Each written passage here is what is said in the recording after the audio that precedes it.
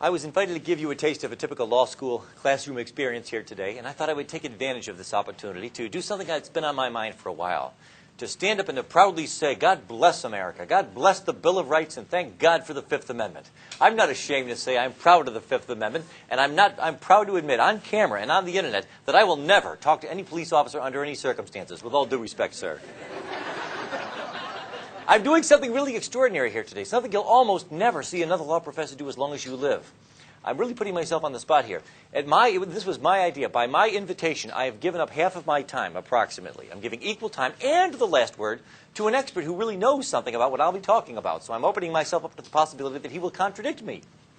I was a criminal defense attorney when I was in private practice. So I want to make sure, in fairness to you, if I'm misleading you or giving you a slanted or one-sided presentation, you'll be able to get the last word from somebody else. I'm sure he'll have a lot to teach all of us, including myself. The Fifth Amendment to the United States Constitution provides, no person shall be compelled in any criminal case to be a witness against himself. And this unfortunate amendment has gotten a bad rap in recent times, much of it tragically and unnecessarily through, as you may have heard, the headlines. There was a recent Regent Law School graduate who was in all the news for a couple of weeks. She was an outstanding former student of mine, and she really got quite a lot of undeserved flack for the fact that she chose to exercise her right to remain silent when the Senate wanted to ask her certain questions that arguably might have tended to incriminate her. All of the world was aghast. The Christian community in particular looked at this and said, how could a Christian do such a thing? How could a Christian take the Fifth Amendment? And I said, you go, girlfriend. I do the same thing. I'll do it every time. And I want to talk to you about why that's true, but first a quick listening test. Let me read to you something that was taken out of the newspaper this morning, and I want you to listen to it closely. And I'm giving you a heads up. I'm warning you in advance, which is not fair to you. Not fair to me, but I'm giving you a warning that I'll be quizzing you on this in just a few minutes. This will test your aptitude for legal study and legal practice. Listen closely. It won't take long. Last night, agents of the Norfolk Police Department found 3 victims of an apparent murder dead in an apartment in the East Ocean View area. The apparent victims of a gangland-style slaying, and possibly the victims of gang-related violence. The police are investigating this as a possible murder and suicide, but right now suspect that the 3 were all killed by the same individual. No suspects have yet been identified in the slaying, but veteran police detective George Brook has confirmed that police are following up on evidence pointing to the possible involvement of an off-duty naval officer as the perpetrator. The bodies, which were found by the apartment manager at about 8 o'clock in the morning, appear to have been slain sometime earlier in the same evening, probably sometime between midnight and 2 o'clock in the morning. That's it. Those are all the facts I'll ask you to remember, and it won't be for very long either. Let's see how well you do. I'll be quizzing you in just a few minutes. Now, here's the easiest question you'll ever get from a client in all the days of your life. Question, hey, the police are here. They want to talk to me. What should I do? Well, I could give you my answer to that question in case you haven't already guessed it, but why don't we go to a real expert? Justice Robert Jackson, a prosecutor's prosecutor. Like me, he began his private practice in Buffalo, New York, years before I did. And after that, he served as general counsel for the Bureau of Internal Revenue, the U.S. Department of Treasury, the Security and Exchange Commission, assistant U.S. Attorney General for the Tax Division, later the Solicitor General and the Attorney General of the United States, and then the chief U.S. prosecutor for the Nuremberg trials. That's an impressive resume. Years later, when he was a justice on the Supreme Court, Justice Jackson stated, quote, any lawyer worth his salt, today we would say his or her, will tell the suspect, his client, in no uncertain terms to make no statement to the police under any circumstances. There's the title of my talk. I'm here to explain to you the surprising and somewhat counterintuitive and admittedly unlikely reasons why Justice Jackson was right. I'm reminded of this because I'm amazed, we're all amazed, by the frequency with which we see newspaper articles coming out all the time from people who really ought to know better, who say, well, I'll talk to the police. I mean, after all, I'm a senator. I'm O.J. Simpson. I'm an experienced, highly polished individual. I've got a lot of experience with public relations, even criminal defense attorneys. There was a local news story here in the Virginia Pilot just a couple of months ago about an experienced criminal defense lawyer who ended up getting convicted of criminal assault because he talked to the police. He was accused of having assaulted another attorney in the hallway. There were no other witnesses to this. A woman said that he grabbed her by the throat during an argument over a case. He denied it. At trial, it was his word against hers. He said, I did not even touch her. But unfortunately for him, when the police had approached him earlier and said, would you be willing to answer some questions? He said, sure, why not? I'm an attorney. I'm a criminal defense attorney. I'm savvy. I'm sophisticated. I've got oratorical prowess. I'm accustomed to dealing with the police, by all means. And then there was a conversation that was not recorded. When the case went to trial, it was no longer his word against hers, because when he testified at trial, I never touched her. The officer took her to the stand and testified, well, when I met with him, he said he did put his hand on her throat, but just as a joke. Then he had to take the stand again and say, that's not true. I never said that. I never admitted to you that I... Now it's his word against two people. Who's telling the truth? We'll never know for sure. But he was found guilty. Now, here's part of the problem. The heart of the problem, as Justice Breyer on the U.S. Supreme Court explained in 1998, is, quote, the complexity of modern federal criminal law codified in several thousand sections of the United States Code and the virtually infinite variety of factual circumstances that might trigger an investigation into a possible violation of the law make it difficult for anyone to know in advance just when a particular set of statements might later appear to a prosecutor to be relevant to some investigation. One expert on criminal law recently noted that estimates of the current size of the body of federal criminal law vary, although it has been reported that the Congressional Research Service can no longer even count the current number of federal crimes. That's right, even the federal government has lost count. These laws are scattered over all 50 pages of the U.S. Code, encompassing roughly 27,000 pages. Worse yet, these statutes often incorporate by reference to the provisions of administrative regulations. Estimates of how many such regulations exist are even less well settled, although the ABA thinks there may be nearly 10,000. Here's one of those 10,000 federal criminal statutes on the book that you probably never heard about. It's called the Lacey Act. 16 U.S.C. Section 3370 says it's a federal offense for any person to import, export, transport, sell, receive, acquire, or purchase any fish or wildlife or plant taken, possessed, transported, or sold in the violation of any law, treaty, or regulation of the United States or any Indian tribal law or any state or any foreign law. People have been convicted in federal court for violating this statute because they brought back a bony fish from Honduras, not knowing that Honduran law, not American, but Honduran law, forbade the possession of the bony fish. People have been convicted under this law because they were found in possession of what's called a short lobster, a lobster that's under a certain size. Some states forbid you from possessing a lobster if he's under a certain length. It doesn't matter if he's dead or alive. It doesn't matter if you killed it or if he died of natural causes. It doesn't even matter if you acted in self-defense. Did you know that? Did you know it can be a federal offense to be in possession of a lobster? Admit it. Raise your hand if you did not know that. There's the problem.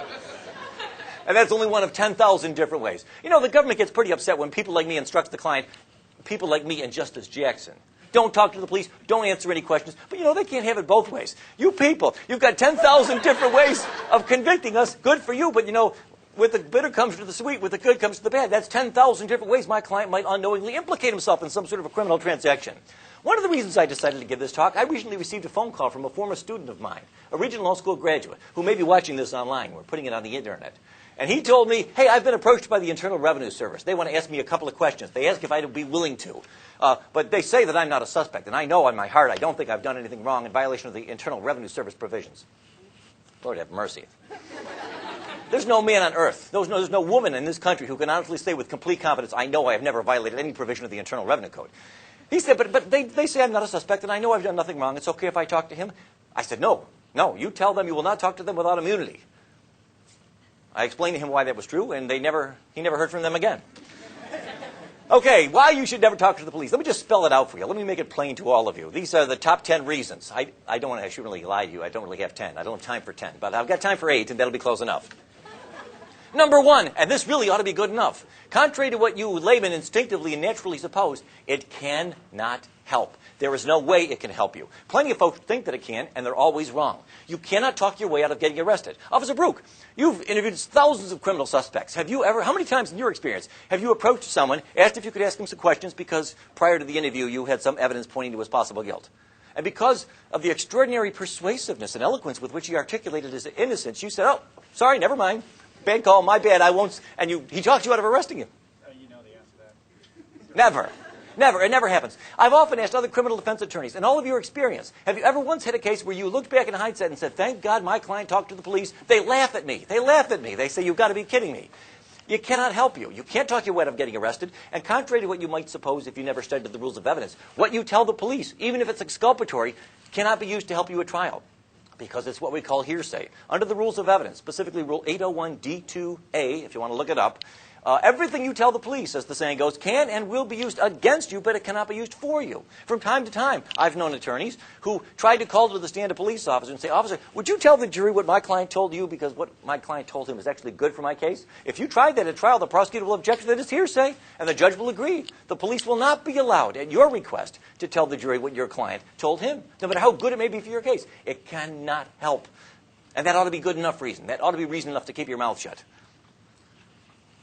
But if you're not persuaded, let me go talk about a couple of others. Number two, obviously one of the most obvious. If your client is guilty, as many of them are, but even if he's not, even if he's innocent, he may well admit his guilt with no benefit in return.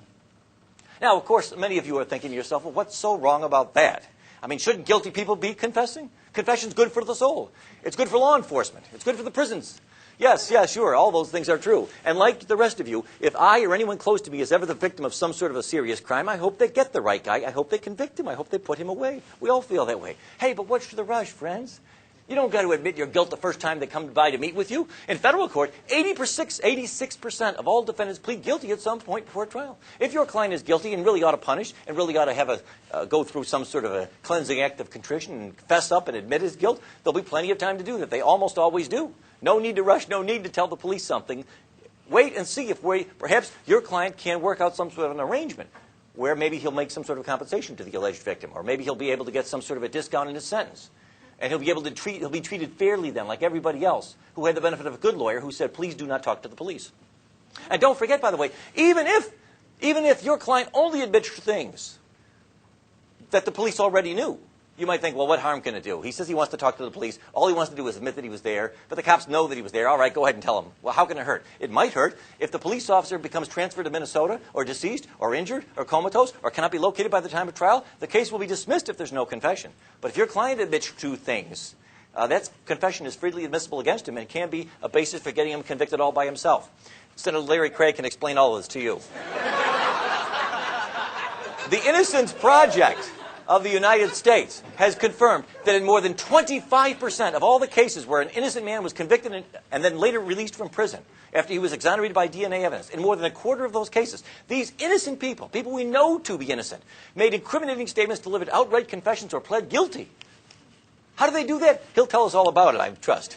Here's a couple of famous examples. You can just ask them. You don't have to take my word for it. There on the left was Eddie Joe Lloyd. He was convicted in 1984 of the murder of a 16-year-old girl in Detroit after he wrote to police with suggestions on how to solve various recent crimes. During several interviews, police fed details of the crime to Mr. Lloyd, who was mentally ill, and they lied to him and convinced this mentally ill man that by confessing, he might help them smoke out the real killer. He later signed a confession, gave a tape-recorded statement. The jury delivered it less than 1 hour before convicting him on the basis of this confession. There was no other substantial evidence against him. The judge said, I'd hang you if I could, but the death penalty was not available in Michigan at the time. But after almost 2 decades in prison, he was released after DNA evidence proved that this man was innocent and had falsely confessed to a crime that he did not commit. On the right is Earl Washington, who was released from prison just a few years ago here in Virginia after spending 18 years behind bars after being committed of a rape and a murder that we now know he did not commit after having been exonerated by DNA evidence. But this man, Mr. Washington, who was in fact confirmed to be mentally retarded, was able to confess to several crimes at the request of the police, some of which we know he could not have committed. That's the problem. Some of you are thinking to yourself, well, none of this concerns me because I'm not guilty of anything and I never will be and I will never represent people who do. Okay. Let's talk to you people. You innocent folks. Those of you who have never committed a crime and never will, and none of your clients will either. And you wouldn't go out with a girl who did. Fine. You better not talk to the police either. Okay? Because number 3, we'll put the guilty behind us. Forget about them. Let's talk about innocent people. Number 3, even if your client is innocent and he denies his guilt and almost entirely tells the truth, odds are good he will easily get carried away and tell some little lie or make some little mistake that will hang him. This is human nature. He gets in there. It's a stressful situation. Imagine a perfectly innocent client. The police say he's been guilty of a murder. He's totally innocent as any one of us. So he goes in there and he meets with the police. He says, I don't know what you're talking about. I was nowhere near there. I didn't kill him. I've never killed anybody. I don't have a gun. I've never had a gun. I've never touched a gun in my life. I was nowhere near Virginia Beach that night. That last line was a lie. He went over the top. He was getting carried away. He got into this groove. He started saying all kinds of things, almost all of them true, that he knew would tend to exculpate himself. Then he got carried away and just said one thing that wasn't true, and unfortunately for him, they can prove that it wasn't true. He may be convicted on that basis alone. But let's say, well, that's not a problem. I'll tell my client only to tell the truth. I've met with him. I know he won't lie to the police. He won't make any mistakes. Okay, that's still no guarantee you won't be getting into trouble. Because even if your client is innocent and only tells the truth and doesn't say anything that is false. Now, already, mind you, we're pretty well nigh into fantasy land. The odds of this being, anybody being able to pull this off are really quite slim, no matter how innocent they may be. But just the same, let's pretend. Let's assume he gives the police nothing but the truth, and he is totally innocent. He will always give the police some information that can be used to help convict him. Always. For example, suppose you tell this to the police. Here's what your client tells to the police in his denial of guilt. I don't know what you were talking about. I didn't kill Jones. I don't know who did. I wasn't anywhere near that place. I don't have a gun. I've never owned a gun in my life. I don't even know how to use a gun. Yeah, sure, I never liked the guy, but who did? I wouldn't kill him. I've never hurt anybody in my life, and I would never do such a thing. Let's suppose every word of that is true. 100% of it is true. What will the jury hear at trial? Officer Brooke, was there anything about this, your interrogation, your interview with the suspect that made you concerned that he might be the right one? Yes, there was. He confessed to me that he never liked the guy. And then the prosecutor will put that up in big letters, and he'll say, ladies and gentlemen of the jury, it's pretty clear that we've got the right guy here. We've proven that he was in Virginia Beach that night. That's opportunity. And remember, Officer Brooke admitted that after extended questioning, he was finally able to get the defendant to admit that he never liked the guy. There's your motive. Motive plus opportunity. Wham, bam. Please. But juries eat it up. And innocent people get convicted this way sometimes. How often? Hopefully not too often, but we know what happens. The United States Supreme Court, don't take my word for this. In Ohio versus Reiner, the Supreme Court of the United States said, quote, one of the Fifth Amendment's basic functions is to protect innocent men who otherwise might be ensnared by ambiguous circumstances. Truthful responses of an innocent witness, as well as those of a wrongdoer, may provide the government with incriminating evidence from the speaker's own mouth. See, it's not just some criminal defense attorney telling you this. Even the Supreme Court says I'm right. Under the facts of that case, by the way, in Ohio versus Reiner, a child tragically was died, apparently the result of shaken baby syndrome. Question was who had shaken this baby to death. And one of the possible suspects was a babysitter who had spent some time with the child that week. The babysitter's story was, I don't know what you're talking about. I did not kill the child. I did not see it happen. I don't know who shook the baby. It was never me. I never did anything of any violent nature to the child. The Ohio State Court said, well, you've got no Fifth Amendment privilege. You, by your own admission, told the investigators that you've done nothing wrong, that you were not involved, so obviously your answers can't incriminate you. The United States Supreme Court reversed and said, well, that's not true. Even though this babysitter denies shaking the child, denies seeing the child die, denies knowing how the child died, this babysitter, by her own admission, apparently the government wanted to ask whether the babysitter might have been with the child at some point that week, during the week prior to the death. And that answer, although by itself not sufficient to convict anybody, could help convict her. That means she's got a Fifth Amendment right to refuse to answer to the question the court held, because it could be used to help convict.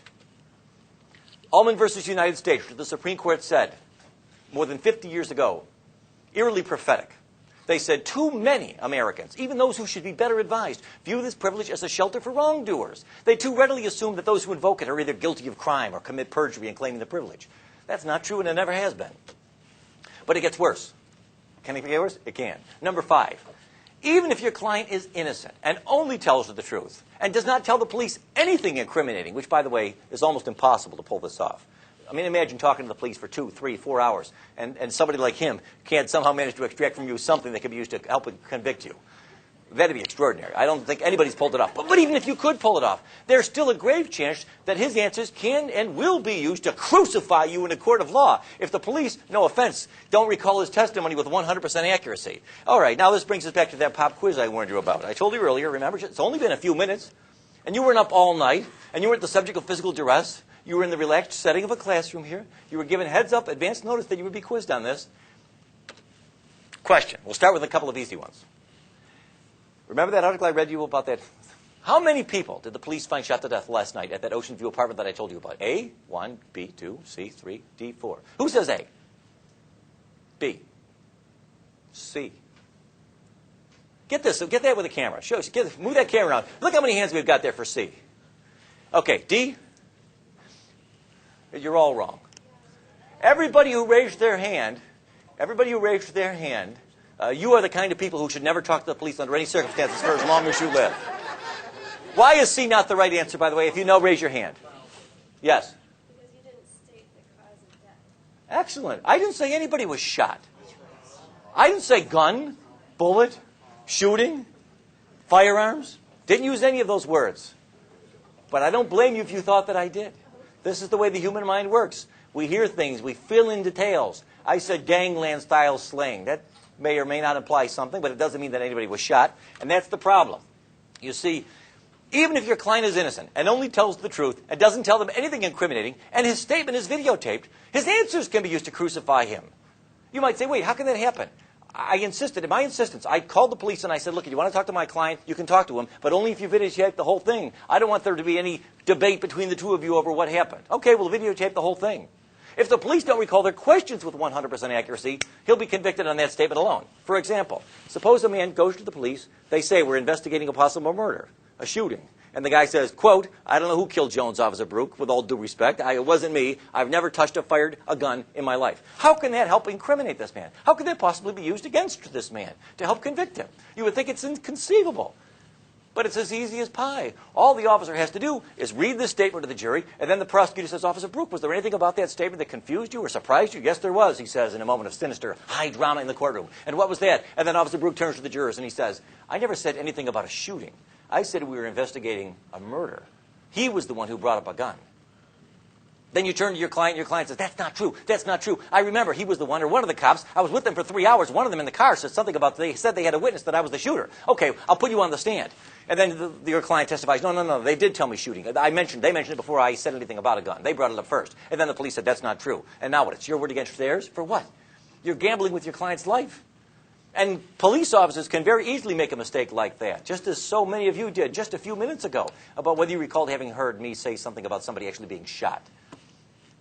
Police make mistakes, innocently, inadvertently, unintentionally. Any statement, no matter how exculpatory it may seem on its face, can be used to crucify you all by itself if the police are either willing to lie, not likely, or if they just have an innocent misrecollection of the details as to what they did and did not tell you before you told them what you said. All of these, by the way, all of these problems disappear if you take Justice Jackson's advice and say, thank you very much, officer, but no thanks. How about this one? Here we go. Now, here's the most surprising of all. I've saved the most surprising one for last. Let's suppose you've got the following scenario. Your client's thinking about talking to the police. He says, I've got nothing to hide. They think that I killed somebody in Virginia Beach last night. Well, this is what your client tells you in confidence. I don't know who robbed that store. It wasn't me. In fact, I've got a pretty good alibi. I wasn't even in Virginia Beach last night. I was 4 hours away visiting my mother in the Outer Banks. Unfortunately, no, I did not pay for gas with a credit card. I used cash, and so I've got no witnesses that can prove I was there except my word, and of course, Mama, for what that's worth, which is nothing. So your client says, so the police want to talk to me, and I want to seem cooperative, so what I'll do is I'll tell them that I was in the Outer Banks last night. Now, there's nothing on its face incriminating about any of that. Let's assume, by the way, that you believe with all your doubt. You've given your client a polygraph exam. You've known him for years. You've been going to the same Bible study for 30 years. You know beyond a shadow of a doubt that he's telling you the truth. And he's not admitting anything. He's not admitting motive. He's not admitting opportunity. He's not admitting that he was there. How on earth could this come back to haunt us? How on earth could this come back to be used against us? Be honest. Raise your hand if you really think the answer to that question is, I can't see how it could possibly be used against me. You're afraid I'll call on you, right? I won't call on you. Well, you're wrong. You're dead wrong. You're always wrong. Everything you say, every time you talk to the police, you will regret it. You see, the problem is, here it is. This is the last point. I think it's almost, even if your client is innocent and only tells the truth and doesn't tell the police anything incriminating, and the entire interview, questions and answers are videotaped, even his truthful answers can be helped to use crucify even an innocent man if the police, through no fault of theirs, end up in the possession of any evidence, even mistaken and unreliable evidence, that anything your client told them was false, even if in fact it was true. Again, going back to this example from a moment ago. Let's suppose I go ahead and I meet with the police. I think I got nothing to hide. I tell them I was in the Outer Banks last night, officer. How can that be used to convict me? By itself, it cannot. It cannot help at all by itself. But what if I later find out, to my horror, after I put my cards on the table, that they've got a witness, a girl that I went to high school with, an unimpeachable witness. We've never been enemies. She'd have no reason to lie. She swears she thinks she saw me in Virginia Beach last night, a couple of blocks away from that store, about an hour before it was robbed. Now, her testimony by itself isn't going to help the prosecutor. Hell, if she's all they've got, I'll get this case thrown out before trial. But if, like an idiot, I talked to the police and I told them the truth, I told them I was in the Outer Banks, and now, lo and behold, tragically, it turns out they've got a witness, a false, mistaken, confused, but sincere and credible witness who could testify that I was here at Virginia Beach. Now they're likely to get a conviction. Because what they'll do, I've just turned this cop and this woman into the government star witnesses. They'll put Officer Brook on to testify about how my client lied to him about being in the Outer Banks, and then They'll put on this girl who otherwise would have not even helped their case at all, who will testify, no, that's not true. That was a lie. I saw Mr. Dwayne's client here in Virginia an hour before the robbery, not so far from the store. By herself, she would not have helped the government in any significant way. But what I have just done, you see, is given them the other part of the puzzle. And now I'm doomed. Just ask them. I close with this example. Here we have a couple of recent celebrity examples of why it is that even people who admit nothing always end up denying it. They always end up regretting it. On the left, we have Martha Stewart. She was the victim, the subject of an extensive government investigation that was looking into the possibility that she was guilty of violations of certain federal laws, securities laws, fraud kinds of things. They couldn't pin that on her, but they were able to get a conviction because she denied it. Talking to the police and later to some of the shareholders, she said, no, it's not true. I was not guilty. So they charged her with lying to federal investigators, and they got a conviction, and she was sentenced to 5 months in prison. Marion Jones, on the right side, another person who would still be out today if she had always taken the advice that I'm giving you now. She was asked if she had ever used steroids, a controlled substance. And instead of taking the fifth, she said, no, I never took steroids when I won those Olympic gold medals. Later on, it turned out that she was lying. She worked out a deal. She pled guilty. She admitted that she was lying. And she, over her strenuous, tear-filled objection, even though she has 2 young children, was just recently sentenced to prison for 6 months. The guy who sold her the steroids, the pusher, he got only 4 months. But she got 6 months because she lied to the police and said that she did not do it. You see the problem. Michael Vick, who recently pled guilty, as you know, to these charges with respect to the operation of this dog combat sort of operation at his home. At sentencing, like many other criminal defendants, even though he eventually pled guilty at sentencing, one of the reasons his sentence was a little harder than it might have otherwise been, the judge said, was because when he initially met with the police, he lied to them and said, I didn't do anything. I didn't do it. I don't know what you're talking about. Even guilty people, but not only guilty people, will always end up regretting talking to the police. So my advice to you, Justice Jackson was right.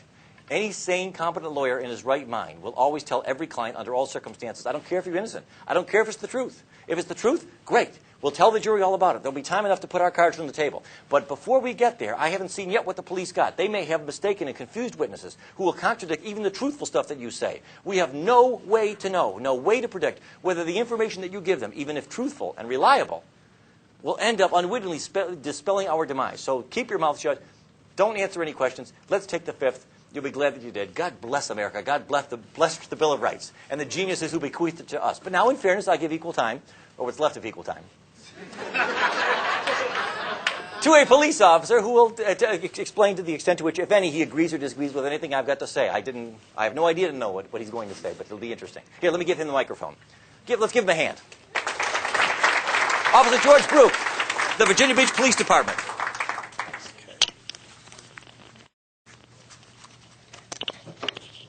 I cannot talk that fast.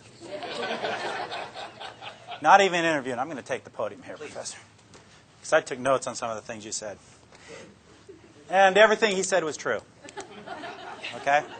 And it was right, and it was correct. And I'm just going to give you a few ideas. I'm going to tell you a few examples. But first, I'm going to give you a little information. As was said earlier, I've interviewed thousands of people. I've interviewed people with foreign police departments. When I was in the Navy, I was in law enforcement, and I was a criminal investigator. Thank God we're in the United States, because most interviews in Italy, Spain, and so forth start out physically. Okay? There's no police abuse over there. They can do pretty much what they want. Anytime they want, anyhow they want. So just be aware of that and be thankful for where you're at. Biggest question I was asked when I am a 3L. And there's some of my classmates in here. Best day's coming up, May 10th, when we get to leave. So those of you that are applying, and I told a couple of people this, you think it's hard getting into law school? Try getting out. Okay? A couple of things I was asked. How do I quit from getting speeding tickets? Very easy question. Quit speeding. Okay? But something Professor Dwayne brought up. Are any of you guilty of anything? How many of you drove here today? Anybody go above 55 on the interstate? Anybody drive at home and go above 55 on the interstate? Because if you stay... I told you, don't I know. I remember, but I was doing it anyway. I did it intentionally. And there you go. And people are inherently honest, and that's their biggest downfall. Okay, they really are. Or they want to tell their story. And if you drive 55 on the interstate where it's 55, the only thing you're going to do is meet the person behind you because they're going to rear end you and you're going to get run over. Okay, so that's a fact. But everybody does something that they can get in trouble for. I can follow as a police officer when I was in uniform. I could follow a car however long I needed to, and eventually they're going to do something illegal, and I can pull them over, and justifiably illegal to pull them over with. So just be aware of that. Don't think you're so innocent in such a thing. When you get stopped for a traffic ticket, everyone likes to be somewhat honest. And what's the first thing the police officer asks you? Do you know how fast you're going? If the speed limit's 35, you'll say, oh, 38, 40, because you want to be kind of honest even though you're doing 50. You just said 38, 40. You just admitted to breaking the law. You just confessed. So they can go to court with that, with a confession that you were exceeding the speed limit. Okay, so you need to think about those things, and when you do become defense attorneys, which I may, who knows, you need to think about those things for your clients. The other thing you need to think about your clients, and this is going to seem very terse, people are stupid. Your clients are stupid. And I've had defense attorneys come up to me. Matter of fact, one on a motion to suppress just Tuesday come up to me and tell me his client was stupid. Okay? They're very straightforward. They do foolish things. They talk to the police. You guys need to be aware of that. Now, in my past, and it wasn't exaggerated, I have interviewed thousands of people. I've arrested and dealt with over 1,000 felonies. Well, actually, more than 1,000 felonies. Probably about 20, or no, about 1,000 felonies, 2,500 misdemeanors. 98% of them conviction rate. 80% of them I don't even have to go to court. Why? Because there's confessions. Because they confess. So these people have no problem. The hardened criminals have no problem talking to the police. People like to tell their story. And they'll sit in that room and think about it. You're picked up by the police. You're in a little room. There's one chair here. There's a desk. There's another chair. What's the thing you want the most right at that point? To get out of that room. To be out of that room. Think the police officer's shift is ending in 15 minutes. Does a police officer want to get out of that room? My overtime rate's $58 an hour. Do I want to get out of that room? I have no problem. I'll stay there for 10 hours. I'll take that $600. Okay, so I have no motivation to want to leave. You do, and that's how we get you to try to talk. I have my job. My job is to develop probable cause, develop a good case. A great case is a case with a confession. Get it to the Commonwealth's attorney so that they can prosecute the case with little, if any, effort. And the Commonwealth attorneys love those cases, the little and any effort, because they come with a stack of files that high in court every day. So they love those cases. That's my job. The defense attorney's job is to hope they get to their client before I do and make sure they don't talk to me, no matter what. Give you an example, and this will go right along with what Professor Dwayne was putting up his examples. I had an interview that went something like this. Were you involved in the burglaries? No, I had nothing to do with them. You didn't have anything to do with them? No. You were in a car with all this stolen stuff in it? You had nothing to do about it? No. You knew it was there? Yeah. Okay, now we got possession of stolen property, felony. Okay? But you had nothing to do with it? No. So what did you need the money for? Well, I had to pay some of my court costs from another thing I got in trouble for. Oh, so he took the money from stealing the stuff. I have enough to charge him now with burglary. Simple as that. Well, did you see the picture on that camera of the house with the Christmas decorations? This is a real case scenario. Yeah, did you go in that house? No, I didn't go into that one. So there's ways around it. There's ways to get around people who try not to talk to you. And again, as Professor Dwayne said, if you wanted to go and say you wanted to go into a boxing match, $100 if you win. You've never boxed before. You have to face somebody who's an Olympic boxer. You're going to lose. You're going to face somebody who's been interviewing people for, in my case, 28 years. You're going to lose, unless you're purely innocent. Now, on the other side of it, I don't want to put anyone that's innocent in jail. But I try not to bring anyone into the interview room that's innocent. And there are a couple that I have let walk away because they were innocent. Okay, the interviews. How do we approach the interviews? There's a number of ways to approach interviews. There's a number of types of people that I deal with. First thing I do, anyone know what they get told first when they're in an interview? Miranda. Miranda warning. Okay, it's not a right. You don't have a right to Miranda. Those rights have always been there. It's called the Constitution. You're just teaching, you're doing a real quick class on the Constitution for these people. Usually they don't listen to it. And this is the way I give my Miranda warning. Look, I have to tell you this. Just pay attention. Okay, they're usually sitting back or they're very attentive. You have the right to remain silent. Do you understand that? Yes. Anything you say may be used against you in a court. I don't have to say it will be. I say it may be. Okay, and they get that. You have a right to an attorney, and if you can't afford one, one may be appointed to represent you. Got that. You can decide not to quit talking to me at any time and exercise these rights. Do you understand that? Sure. Now, before I do the primary thing that's needed with those rights, and that's to get a waiver, I say, now, before you say anything, let me tell you what I know. And over all the time I've had to put together what this individual was supposedly involved in, and I only say supposedly because Professor Duane's sitting over there, that this individual was involved in, I will tell the story that I've put together, and it'll be pretty close to what happened. And I can see that it's pretty close to what happened because that individual starts slumping down in their chair. They'll put their hand to their face, doing this in their mind, oh my God, I'm going to jail forever. Okay? And I can see it. And I said, now that you know what I know, do you want to talk to me? And why do I do that? Because if I didn't do that, is if I said, do you want to talk to me, they'll say no. So I give them the time to think about, and then comes the next phrase. Now, before you start talking to me, let me tell you the difference between a lie and a truth. If you lie to me, and I get before the judge, and I tell the judge that you were dishonest with me, that's just not going to make him happy. But if I get before the judge and tell him you're honest, straightforward, willing to take responsibility for your actions, that is going to help you. That's not a lie, though. That is true in Virginia Beach courts. It will help them. You know, they may not get 5 years. They may get 3 years. They're still going to prison, or they're still going to have a felony, but it will help them. And then I have to determine what kind of person I have. And there's two types. There's the one, like I mentioned to you earlier, where I have to talk to them about different things, get into their own skin, as the word is, and try and get them to talk to me and discuss things. I had a sexual assault case. I had to talk to the guy how hot the woman was, and I understand where he was coming from. And when I said that, we were buds. And he started talking to me. And he's still sitting in prison. Okay? So you've got to get in there and you've got to go places.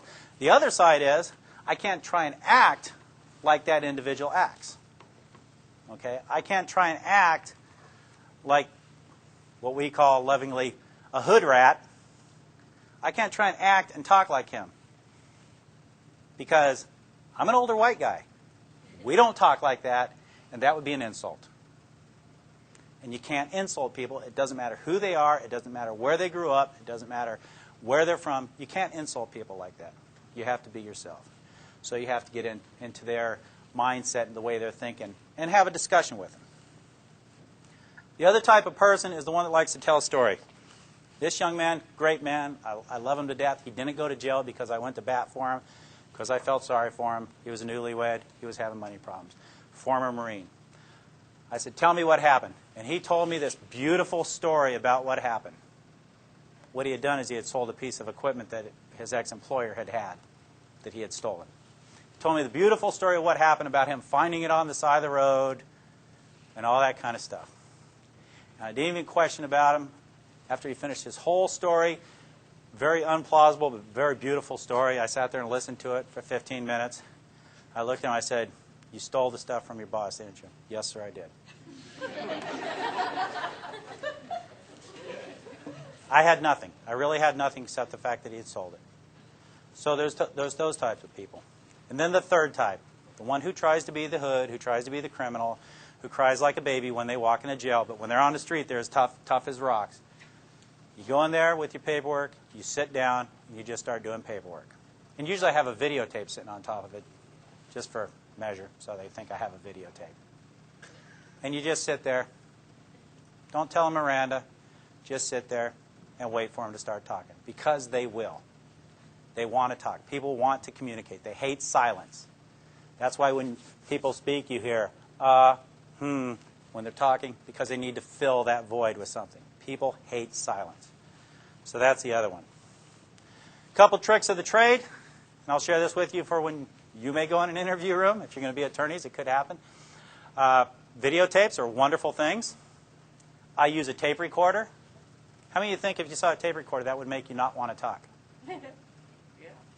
They talk, and this is how I do it. I bring the tape recorder and say, look, I'm going to use this recorder because my writing's terrible. I can't read it if I write it down, so I'm going to use this. Is that all right with you? Don't have to ask them that. Is that all right? Yeah, no problem. So I turn it on. And they watch the tape recorder. And if I have a problem with the interview, I'll say, I want to talk to you for a second, just off the record. Everyone here off the record? It's like a unicorn. No such thing. I pick up the tape recorder. If I borrow this, I pick up the tape recorder and I go click and turn it off and set it right in front of them. And they look at the tape to make sure it's not turning. Interview rooms have microphones in them and video cameras. And everything that happens in there is recorded. My tape means nothing because I'm recording it anyways. And then I start talking to them quietly. And they start telling me stuff. And they do something like that, except it's crying. It's more crying. So that's another way. So you see how there's an unlevel playing field here. Even with the most educated individual, there's an unlevel playing field. If you talk to the police, everything's going to be written down. If you get pulled over for a ticket, they give you the ticket, and you pull off. Do you ever see the cop pull off right after you? Usually not. That's because on the back of their ticket, they're writing down everything you said. And it's going to come into court if you go to court. Everything that's said, I write down. Every phone call I make has to have a listening device on it. Is that illegal? How many parties need to know that a phone conversation in Virginia is being recorded?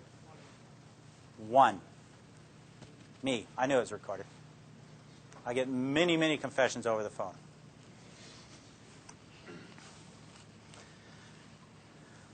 Okay, back to the people. Yes, they're stupid. Okay, people are stupid. I had a young man who told me straight up, I'm going to college. I'm going to law school. I'm too smart. You'll never find out what happened. Okay. He was going to Tidewater Community College. The law school of, I suppose, Tidewater Community College. He was the partner to the one who I told you the interview about just a little while ago where I would ask him what he needed the money for. He was his partner. And he was very smart. So he thought. He thought he was a very intelligent individual. I ended up arresting him 5 times out of his house. His mother hated me. She liked me the first time. She apologized. She didn't really like me much the second time. It got to the point where she really hated me after that. He's doing 8 years upstate. He's very smart because he decided to tell me how smart he was. And in telling me how smart he was, he let it slip that he doesn't sell stolen stuff to pawn shops. He sells it to flea markets because they do not have to report to the state. I know how to drive to a flea market just as good as anyone else and go look for stuff that I'm looking for. So he was trying to impress me with his ability to be smarter than I was, and he confessed. So people are inherently stupid, especially criminals. Now, and don't get me wrong, there are some very intelligent criminals out there, and most of them work in really big office buildings and wear suits. Yep, she went to jail. Is she hurting? No. But there are some very intelligent street criminals out there as well that get other people to do their bidding and so forth and so on, and people are afraid to turn on them. But there are some very foolish people. Just a couple other things. I do a thing usually with younger people, usually between the age of, I try not to deal too much with juveniles, but between the age of 16 and 25, is once they've talked to me. Now, let's back up a little bit. You don't need a recording in court for a statement. As Professor Duane said, it's his word against my word if he was a defendant. Number one, and this is the way it works, and this is the way the real world works, in case you guys haven't been out there, that's outside the windows out there. The jury looks at a defendant sitting next to a defense attorney, that's strike one, because the jury is already looking at that as that being someone who did something that put them in that chair. Number two, they get a uniformed police officer up there. They get someone wearing a suit as a detective up there that is a professional witness. That's strike two. So now they have a professional witness against them. And then if they've confessed and that professional witness is going to sit there and read from his or her notes, the confession, that's strike three. Go get your orange jumpsuit. Do not pass go. Do not collect $200. So they have all those strikes against them. And I know you're innocent till proven guilty, but it's a jury of your peers. And the perception is if you're sitting next to a defense attorney, you have to prove you're innocent. And that's just the perception of a lot of the jury. No matter how many jury instructions they get, they still perceive that person is a hoodlum, is a criminal. And no matter how hard some defense attorneys try to put their clients in suits and have them sit up at the table, if the trial is a long trial, they fall back to their old ways and they start acting and speaking in a way that's not very good for their case. So saying that, you don't have to have a recording. My suppression hearing, a statement was trying to be suppressed because when I record a confession or an interview, because we don't do interrogations, the police. We do not do interrogations. That's a bad, mean, Nazi kind of word, okay? We do interviews, okay? And you'd be amazed how much difference it makes when you use that one word versus interrogation. I'll take it off the tape and I'll have my secretary put it to paper. Immediately afterwards, I'll take that tape and I'll scan it over my magnet, throw it in my box so I can use it again. I do not keep the tape. It is not evidence. It's not required to be evidence. It is there. If it's there for the court, it's just extra. You don't have to have that. But it's really good to have. The suppression hearing, he tried to suppress that. After I testified, the defense counsel stood up and says, well, Judge, I really don't have anything to say. And the Judge Canada, said, motion denied. And let's move on and go to court. So you don't have to have recordings. You don't have to have videotapes. The police videotapes, that's just extra. If you got that police officer sitting there testifying, you don't have to have that videotape. You got the guy that was right there to tell you what happened. But it's always nice to have those extra things. And what I do for these young people is I'll say, look, the person who you broke into their house are very upset. They're very angry because you sold their stuff to the pawn shop. Pawn shop stuff, sold them. They don't get their stuff back. They're very angry. They want you to go to prison. Okay? They may be very angry. They want you to go to prison. They may want to. To lessen that, that's the start of what's commonly known as a lie, because we are allowed to lie in interviews. To lessen that, you might want to make them happy. And the reason that's a lie is because when it is a felony in the Commonwealth of Virginia, the victim has nothing to do with the prosecution or how long the people go to prison or any of that kind of stuff. We're prosecuting them, not the victim. But to lessen that, what I'd like you to do is write an apology letter to the person whose house you broke into. Just write it out. Well, how do I write it? In your own words. Just write, I'm sorry for what I did. Then say that, when I broke into your house the other night, whatever. They write it out. They sign it. I sign it as a witness. I put the date and the time that it was written. I give it to the Commonwealth's attorney. It's entered as evidence as a written confession in the person's own handwriting. I don't type it up again and have them sign it. In their handwriting, a written confession. Is that person going to get convicted? I have never seen them not get convicted on that. On an apology letter. So, in support of Professor Duane, everything he says is right. That's what I do. Now, to take away the support, I don't try and send innocent people to jail. That's it. That's all I have. Any questions or anything like that? Sir?